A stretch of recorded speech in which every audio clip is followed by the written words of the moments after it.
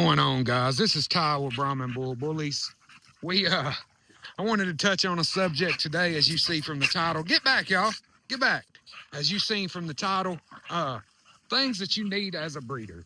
And it's not going to be the type of things that you're thinking, like cages and dogs and a pooper scooper. It's not going to be things like that. It's going to be things that you acquire with experience. Get back.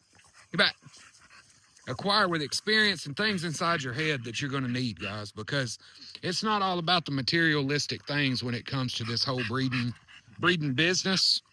So I'm going to go over 5 points for you, and we'll go ahead and jump in with the most obvious one. Get back, Z. The most obvious ones, you're going to need a vet, okay? That's one. Go play. You breathing too heavy. Ain't nobody here. Number 1 point, it's obvious, as I said, you need a vet.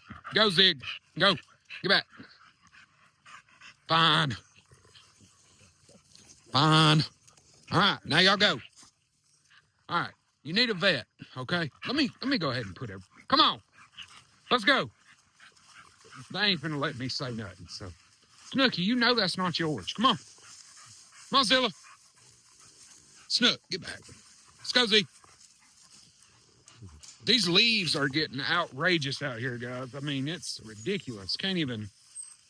All right, Nook. Rumble, come on. Come in here with Nook. Since you done pooped in your pen. I don't feel like cleaning it right now. Get in Nook's pen. Get in there, Rumble, in a pen. All right. Let me let Roxy out. And then we'll get into the video. Good girl, Rox. Dang. Come on. That's what you want. Watch her take off as soon as I quit petting. Now take off. All right. So point number 1, guys, you're going to need a vet. These dogs, when you have the amount of dogs that we have, or even anything close to it, something is always going to go wrong. You're always going to have something happen, such as Oreo and Roxy's fight, such as, remember when Rumble had that thing on his chest, a dog's going to be throwing up. Something's always going to happen. So a vet is very essential. Every breeder needs a vet. That is a must-have. That is there's no exceptions to that. Every breeder needs a vet, okay? And just for y'all's information, I got somebody coming to cut the grass on Monday. So, like I always say, it ain't a Brahman Bull Bullies video unless the grass needs to be cut. So, we getting that handled Monday. Hopefully, that'll be the last time for the year. That'd be ideal. But something else you need, guys, number 2 point is knowledge. Okay, I suggest before even looking into buying a dog, do your studies, do your research. Sit there and research for 6 months, a year. You know what I mean? I didn't do that. I bought my dogs and then I did research. And as you notice, if you've been watching the channel for a long time, a lot of those dogs that I bought at first are no longer here. And they're replaced with new dogs, such as Godzilla, such as Roxy, such as Oreo. You know what I mean? So if you jump in here with no knowledge, then you're going to end up having to revamp your whole entire program, such as I did, okay? And you need the knowledge as well to know when that vet you have is not giving you the best advice. Those vets are crucial, yes, but they're also, their opinions come from books, okay? 90% of these vets you're going to find have never bred a dog. You know what I mean? So they don't know the day in and day out process with these dogs. Okay, so that's the knowledge to know when your vet is not correct is just as crucial as having a vet. All right, so that's up there on the list. I should have put that a little bit higher, honestly. Number 3 point, time. As y'all see, y'all see I put a lot of time in here, okay? A lot of time in this program. Y'all see about 10% of the time that I put in this program. So let me say that again. Y'all see a lot of the time, or y'all see how much time I put in this program. Okay. Y'all see about 10% of the time that I say but we put in this program, me, Alexis, even down to the kids. Say it one more time for you. Okay. The, y'all see how much time we put into these dogs, but y'all see about 10% of the time that we put in these dogs. That may be a new slogan, guys. That may be a new Brahmin bull bully saying. So time is crucial because I mean you've got to come out here every day, clean cages, clean water bowls, clean food bowls every single day. There's no sick days, there's no off days, there's no none of that. Every single day you have to show up for these dogs. If not, you're gonna have dogs that's living in terrible conditions. You know what I mean? And nobody wants to do business with a breeder, at least I don't for sure, want to do business with a breeder that does not take care of their dogs. I mean, you could have the baddest stud in the world. If that stud is not taken care of, I want nothing to do with him.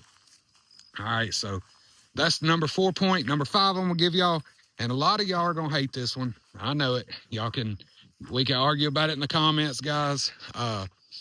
But in order to do the other 4 previous steps, you have to have a job, guys. You have to have a job. You have to have some kind of income to support these dogs, because your first 3, 4, 5 years, you're not going to see anything other than money coming out of your pocket.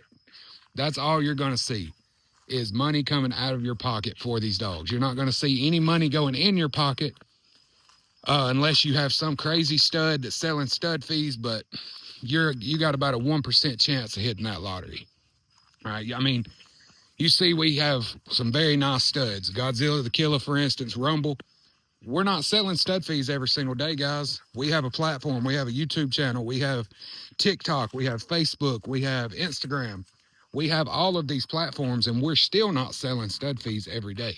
Okay, so you have to have a job to support these dogs. These dogs are not cheap to have. That's why these dogs are not cheap to have. Okay, let me say that one again. These dogs are not cheap to have. That's why these dogs are not cheap to have.